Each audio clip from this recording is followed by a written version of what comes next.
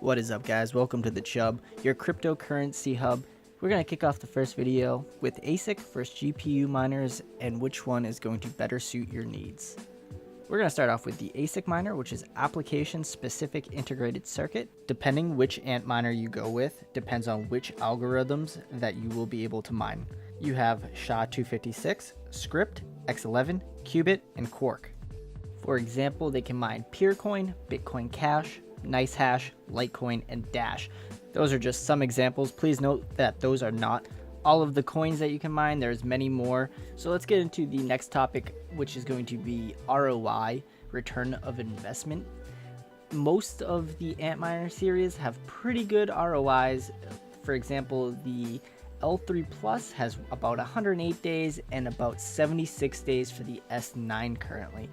So that is not bad at all if you're looking to quickly flip your product into making a profit. Please note that these numbers can change and vary day to day. So as of today, those would be your numbers. However, they could always change tomorrow. Preventive maintenance or maintenance in general for these machines, they put out a lot of heat, they put out a lot of noise, and I do not recommend sticking them in your bedroom, a living room, or even a closet nearby. These are more like a garage basement type units. They put out about 78 decibels. The fans on these things ramp up and ramp down constantly, so the decibels do change. However, the amount of airflow that goes through these can pick up a lot of debris and a lot of dust. Keep that in mind as well if you're putting it in a basement and your basement's, musty, dirty, you got a rock floor. It would be much better to have filtered air as well. And also note that removal of hot air is better than introducing new air. If you plan on introducing cold air using either a window shaker, maybe a mini split, those would be your best bets, as your house central AC is probably not going to crank out enough CFM to cool that room down. Even if you added an extra vent and some ductwork, it's not going to really work. You can also do ducted mini splits as well. You can Google and look up yourself, versus just your normal bolt on the wall type mini split or even a window shaker. So please keep that in mind. That is also going to up your electrical costs as well, so you have to factor that in. Speaking of electrical, these things run off 220. That is what they're recommended for the terahashes that it's advertised at. You can run them off 120. It's not recommended. People have had some problems with them overheating the power supply, cooking some boards.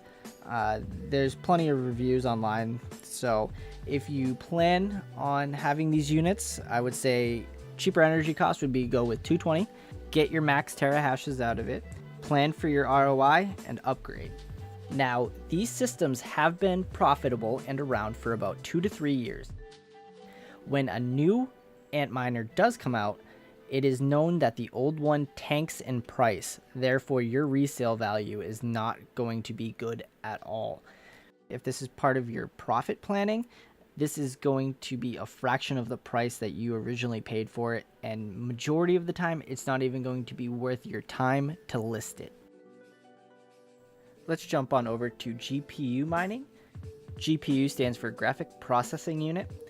The GPUs are a lot more versatile over the ASIC machines. Your hardware can be used for gaming, rendering, and mining, and much more. You have between the NVIDIA cards and the AMD cards. For AMD, you're going to have the Vega 64s, the 56, the RX 570, RX 580. Those are going to be your top AMD cards. On the NVIDIA side, you're going to have the 1050, 1060, 1070, and 1080, and also the TI versions of those cards. The algorithms that these cards can mine are ETHash, NeoScript, Equihash, CryptoNight, and Lyra 2 Rev 2.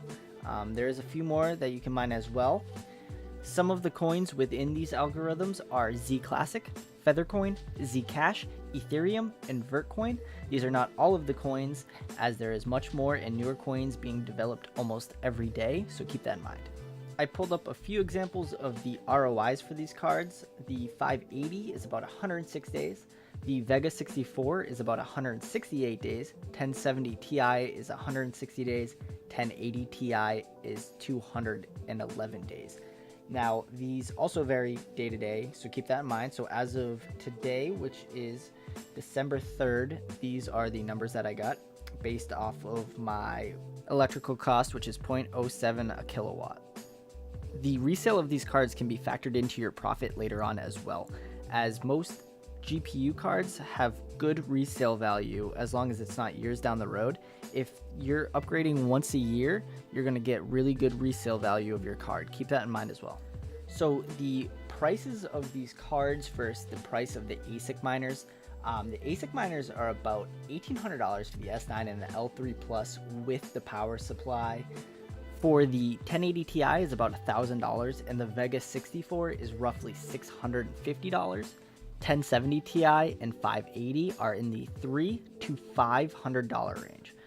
These also don't include the cost of the rest of the rig, so your CPU, motherboard, risers, your case or frame depending on which one you want, power supply, RAM, and the operating system. You have to factor that all into the overall cost of the build as well. You can also underclock certain cards for optimized performance and voltage ratings. And parts are readily available, easier to upgrade, and not much wait time. Also, the warranties on the GPUs are going to be much better versus the ASIC miners. The ASICs have a 180-day warranty versus the GPUs, which average about a 3-year warranty, so keep that in mind.